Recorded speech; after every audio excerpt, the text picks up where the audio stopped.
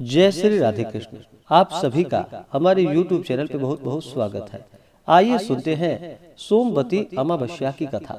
हिंदू धर्म में अमावस्या तिथि का बड़ा ही विशेष महत्व माना गया है। अमावस्या तिथि के दिन जो कि स्नान और दान का विशेष महत्व होता है तथा पितरों को प्रसन्न करने के लिए पितरों के निमित्त श्राद्ध तर्पण आदि का कार्य भी किया जाता है। लेकिन अगर अमावस्या तिथि के दिन सोमवार दिन पड़ता हो तो उस दिन का और भी ज्यादा महत्व बढ़ जाता है। खास करके सोमवती अमावस्या का हिंदू धर्म में बड़ा ही विशेष महत्व माना गया है। सोमवती अमावस्या तिथि का दिन जो कि सौभाग्यवती स्त्रियों द्वारा इस दिन अपने पति की लंबी आयु की कामना के लिए इस दिन व्रत रखने का विधान है और इस दिन विशेषकर जहां तक मौन व्रत रहने से सहस्त्र गोदान का फल प्राप्त होता है और शास्त्रों में इसे जो कि अश्वत्थ प्रदक्षिणा व्रत की संज्ञा दी गई है। अश्वत्थ यानी पीपल वृक्ष। इस दिन सौभाग्यवती स्त्रियां अपने सौभाग्य की लंबी आयु की कामना के साथ इस दिन व्रत को रखती हैं और पीपल वृक्ष का पूजन करती हैं। पीपल के वृक्ष में सभी देवताओं का वास माना गया है। जो भी पीपल वृक्ष का पूजन करते हैं तो सभी देवताओं का आशीर्वाद प्राप्त होता है। खास करके सोमवती अमावस्या तिथि के दिन इस दिन पीपल वृक्ष के नीचे जो कि गौरी गणेश का पूजन किया जाता है, भगवान शिव माता पार्वती का पूजन किया जाता है तथा भगवान विष्णु का पूजन किया जाता है। इसी प्रकार से पीपल वृक्ष का पूजन करते हुए जल, दूध, अक्षत, चंदन, पुष्प आदि से पूजा करते हुए धूप दीप दिखा करके उसके बाद फिर जो कि श्रृंगार की वस्तुएं अर्पित की जाती है। इसके बाद फिर 108 बार जो कि कच्चा सूता मौली पीपल वृक्ष की परिक्रमा करते हुए पीपल वृक्ष में उसे लपेटा जाता है और हर एक परिक्रमा के साथ एक एक भवरी भी दी जाती है, यानी कि कुछ नैवेद्य अर्पित की जाती है। इससे अनंत गुना पुण्य फलों की प्राप्ति होती है तथा सुख और सौभाग्य की प्राप्ति होती है। अमावस्या तिथि के दिन विशेषकर इस दिन गंगा स्नान करना, दान पुण्यों का कार्य करना, यह सब बड़ा ही पुण्य फलदायक माना गया है। महाभारत काल में जो कि भीष्म ने युधिष्ठिर को इस दिन का महत्व समझाते हुए कहा था कि इस दिन पवित्र नदियों में स्नान करने से मनुष्य को समृद्धि, स्वस्थ और सभी दुखों से छुटकारा प्राप्त होता है। ऐसा भी माना जाता है इस दिन गंगा स्नान करने से और पितरों के निमित्त श्राद्ध तर्पण आदि का कार्य करने से पितृ देवताओं का आशीर्वाद प्राप्त होता है। सोमवती अमावस्या के दिन इस दिन जो कि धान, पान, हल्दी, सिंदूर और सुपारी की भवरी भी दी जाती है। उसके बाद सोमवती अमावस्या को अपने सामर्थ्य के हिसाब से फल, पुष्प, मिठाई आदि अर्पित करके खाने की सामग्री अपने श्रद्धा भक्ति भाव के अनुसार हर जगह इस व्रत को पर्व को मनाने की अपनी अपनी परंपरा है। तो सभी अपनी अपनी परंपराओं के अनुसार इस दिन व्रत को रखते हुए मनाते हैं और फिर श्रृंगार की सुहाग की वस्तुएं जो कि सुपात्र, ब्राह्मण आदि को दान कर देनी चाहिए। जहाँ पर ब्राह्मण ना मिल पाए वहाँ पर अपने ननद या भांजे को भी आप इन वस्तुओं का दान कर सकते हैं। अपने गोत्र या अपने से निम्न गोत्र में यह दान नहीं करना चाहिए। अमावस्या तिथि के दिन इस दिन शुद्ध और सात्विकता का पालन करना चाहिए। जो भी इस दिन व्रत को रखते हैं उन्हें इस दिन शुद्ध और सात्विकता का पालन करते हुए, ब्रह्मचर्य का पालन करते हुए इस दिन रहना चाहिए। अमावस्या तिथि के दिन तामसिक वस्तुओं का प्रयोग बिल्कुल भी नहीं करना चाहिए। मांस, मदिरा, लहसुन, प्याज आदि का सेवन इस दिन बिल्कुल भी नहीं करना चाहिए। भगवान नाम का स्मरण करते हुए, भजन कीर्तन करते हुए इस दिन के समय को व्यतीत करना चाहिए। संध्या के समय में जो दीप आदि का दान करना चाहिए, इससे पुण्य फलों की प्राप्ति होती है। सोमवती अमावस्या जो कि फाल्गुन मास कृष्ण पक्ष अमावस्या तिथि प्रारंभ समय जो कि 19 फरवरी 2023 दिन रविवार शाम 4:19 और अमावस्या तिथि की समाप्ति होगी 20 फरवरी 2023 दिन सोमवार को दोपहर 12:28 पे। तो शुद्ध रूप से सोमवती अमावस्या तिथि जो कि 20 फरवरी 2023 दिन सोमवार को सोमवती अमावस्या है। इस दिन सोमवती अमावस्या का व्रत किया जाएगा। सोमवती अमावस्या तिथि के दिन नक्षत्र जो कि धनिष्ठा नक्षत्र सुबह 11:47 तक, उसके बाद शतभिषा नक्षत्र योग जो कि परिध योग होगा सुबह 11:02 तक, उसके बाद शिव योग होगा। सोमवती अमावस्या तिथि के दिन सूर्योदय समय जो कि सुबह 6:55 और सूर्यास्त शाम 6:14। राहु काल का जो समय होगा वह समय सुबह 8:20 से सुबह 9:45 तक सोमवती अमावस्या तिथि के दिन राहु काल का समय होगा। तो राहु काल समय के दौरान कोई भी शुभ कार्य या नया कार्य नहीं करना चाहिए, यह लाभकारी नहीं होता है। तो सोमवती अमावस्या तिथि के दिन इस दिन जहाँ तक हो सके गंगा स्नान करे, अपने पितरों के निमित्त दान पुण्यों का कार्य करे, ब्राह्मणों को भोजन कराए। इस दिन किसी को क्रोध नहीं करनी चाहिए, क्योंकि अमावस्या तिथि के दिन चंद्रमा दिखाई नहीं पड़ते हैं और चंद्रमा मन के कारक माने जाते हैं। इसलिए अमावस्या तिथि के दिन जहाँ तक हो सके शुद्ध और सात्विकता का पालन करना चाहिए। किसी के ऊपर क्रोध नहीं करनी चाहिए। जहाँ तक हो सके दान पुण्यों का कार्य करना चाहिए, ब्राह्मणों को भोजन कराना चाहिए, गरीबों को भोजन कराना चाहिए। इससे पुण्य फलों की प्राप्ति होती है। तो आइए सुनेंगे सोमवती अमावस्या की कथा। अगर आप सोमवती अमावस्या तिथि में अन्नदान, वस्त्रदान आदि के लिए ब्राह्मण दक्षिणा देना चाहते हो तो आप अपने श्रद्धा और सामर्थ्य के अनुसार हमें डिस्क्रिप्शन में जाकर के वहां से गूगल पे, फोन पे या अकाउंट नंबर के माध्यम से अपने श्रद्धा और सामर्थ्य के अनुसार हमें ब्राह्मण दक्षिणा प्रदान कर सकते हैं। तो आइए सुनते हैं सोमवती अमावस्या की कथा।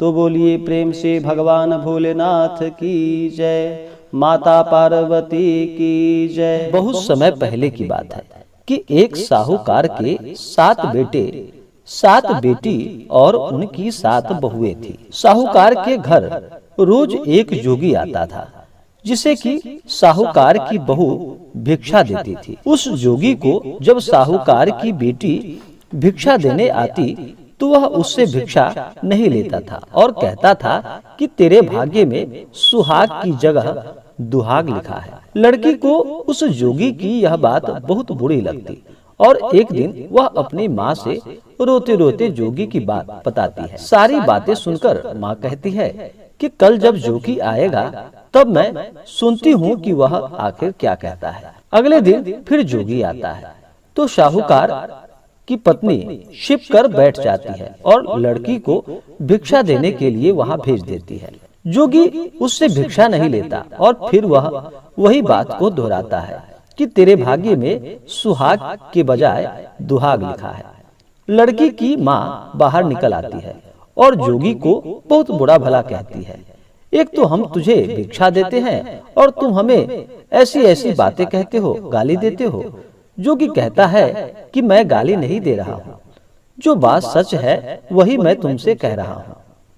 इसके भाग्य में जो भी लिखा है मैं वही सब सच तुम्हें बता रहा हूँ। सारी बातें सुनने पर लड़की की माँ कहती है कि जब तुम्हें सब पता है तो इसे बचने का कोई उपाय तो बता दो।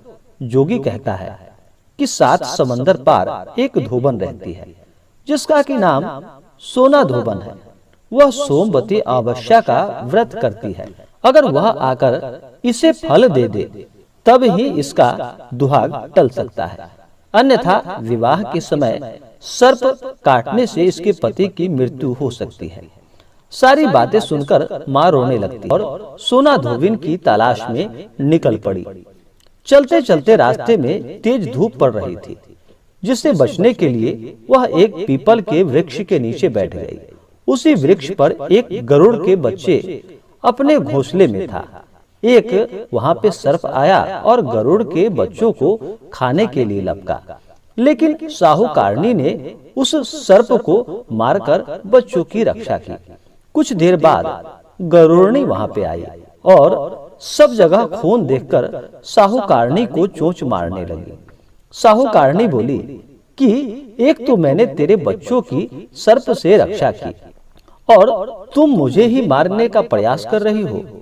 तो सारी बातें जानने पर गरुड़नी बोली कि तूने मेरे बच्चों की रक्षा की है, इसलिए मांग, तुम जो भी मांगना चाहती हो वह मुझसे मांगो।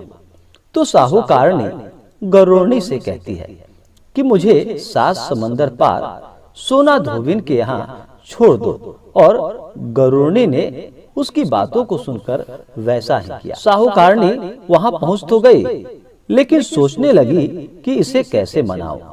सोना धोबिन की भी 7 बहुएं थी, लेकिन घर के काम को करने के लिए सदा आपस में सब लड़ती और झगड़ती रहती थी।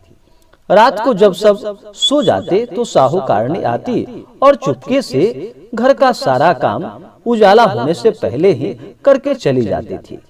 सारी बहुएं भी आपस में यही सोचती कि कौन सी बहू है जो कि घर का सारा काम कर देती है, लेकिन एक दूसरे से पूछने की हिम्मत किसी में भी नहीं होती। काम करने के बाद सोना धोबिन ने भी देखी कि आजकल बहुत लड़ती नहीं है मेरी बहुएं, आखिर क्या बात है, और काम भी सारा मेरा हो जा रहा है। सोना धोबिन ने सारी बहुओं को बुलाकर और पूछा कि आजकल तुम लड़ती भी नहीं हो और घर का सारा काम आखिर कौन कर लेता है। बहुएं सास से झूठ कहती हैं कि लड़ाई करने से क्या फायदा, इसलिए हम सब मिलकर काम कर लेती हैं। सोना धोबिन को अपनी बहुओं की बात पर विश्वास नहीं होता और वह रात में जाकर वह स्वयं सच देखने का प्रयास करने लगती है और कौन काम करता है यह सब देखने लगती है। रात होने पर सोना धोबिन छिपकर बैठ जाती है कि आखिर देखूं कि यहाँ कौन काम करता है। रात हो गई तो वह देखती है कि एक औरत चुपके से घर में घुस रही है। वह देखती है कि उसने घर का सारा काम कर दिया और जाने की तैयारी में है। जैसे ही साहूकारनी जाने लगती है तो सोना धोबिन उसे रोकती है और पूछती है कि तुम आखिर कौन हो और क्या चाहती हो। साहूकारनी कहती है कि पहले तुम मुझसे वचन दो, तब मैं तुम्हें बताऊंगी। वह वचन देती है। तब साहूकारनी कहती है कि मेरी बेटी के भाग्य में सुहाग की जगह दुहाग लिखा है, लेकिन तुम सोमवती अमावस्या का व्रत करती हो तो मेरे साथ चलकर उसे सुहाग दे दो। सोना धोबिन वचन से बंध गई थी। वह साहूकारनी के साथ चलने को तैयार हो जाती है।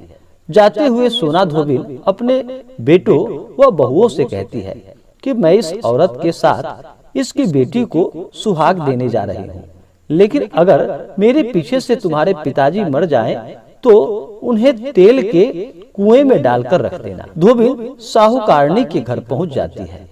साहूकारनी अपनी बेटी का विवाह करती है तो फेरों के समय सोना धोबिन कच्चा करवा दूध तथा तार लेकर बैठ जाती है। कुछ समय बाद सर्प आया और दूल्हे को डसने लगा तो सोना धोबिन ने करवा आगे कर तार से सांप को बांध दिया और सर्प वहीं पे मर गया। अब सोना धोबिन ने लड़की को सुहाग दिया और कहा कि जितनी अमावस्याएं मैंने की हैं उन सभी का फल साहूकार की इस लड़की को मिल जाए। अब आगे जो अमावस्याएं मैं करूंगी उसका फल मेरे पति व मेरे पुत्रों को मिले। सभी लोग सोमवती अमावस्या की जय जयकार करने लगते हैं और सोना धोबिन अपने घर वापस जाने को तैयार हो जाती है। तो साहूकारनी ने कहा कि तुमने मेरे जमाई को जीवन दान दिया है, इसलिए तुम जो चाहो मुझसे मांग लो। तो सोना धोबिन बोली कि मुझे कुछ भी नहीं चाहिए और वह चली जाती है। रास्ते में चलते हुए फिर से सोमवती अमावस्या आ गई। उसने पीपल के पेड़ के नीचे बैठकर कहानी कही, व्रत रखा और पीपल के पेड़ की 108 बार परिक्रमा की। पीपल के पेड़ की पूजा के बाद वह घर जाती है तो देखती है कि उसका पति मरा हुआ पड़ा है। अब रास्ते में जो सोमवती अमावस्या उसने की थी उसका फल अपने पति को दे दिया, जिसके प्रभाव से वह पुनः जीवित हो जाता है। सब कहने लगते हैं कि तूने ऐसा क्या किया जो तेरा पति जिंदा हो गया है। वह कहती है कि मैंने तो ऐसा कुछ भी नहीं किया है, बस रास्ते में सोमवती अमावस्या आ गई थी जिसका मैंने व्रत किया, कथा कही और पीपल के वृक्ष की 108 बार परिक्रमा की। अब सारी नगरी में ढिंढोरा पिटवा दिया गया कि हर कोई सोमवती अमावस्या का व्रत करे, पूजा करेगा, व्रत रखेगा, कथा कहेगा और पीपल के वृक्ष की 108 बार परिक्रमा करेगा। हे सोमवती माता, हे भगवान भोलेनाथ, हे माता पार्वती, जैसे आपने साहूकार की बेटी का सुहाग दिया वैसे ही सबका सुहाग देना और उनके घर को सुख और समृद्धि से भरा रखना। तो बोलिए प्रेम से भगवान भोलेनाथ की जय। माता पार्वती की जय। इसी प्रकार से भी सच्ची श्रद्धा के साथ सोमवती अमावस्या का व्रत करते हैं, कथा श्रवण करते हैं, पीपल वृक्ष का पूजन करते हैं, उन्हें मनोवांछित फलों की प्राप्ति होती है तथा सभी प्रकार के दुख और कष्ट दूर हो जाते हैं। तो आशा करता हूँ कि यह जानकारी आपको अच्छा लगा हो। ऐसे ही ज्ञानवर्धक जानकारियाँ प्राप्त करने के लिए हमारे इस चैनल पे अगर आप नए हैं तो चैनल को लाल बटन दबा करके सब्सक्राइब करें, साथ में बेल आइकन घंटी दबाएं ताकि मेरे वीडियो का नोटिफिकेशन आपको समय से मिलता रहे। वीडियो को लाइक करें, शेयर करें। सुखी रहे और स्वस्थ रहे। जय श्री राधे कृष्ण। धन्यवाद।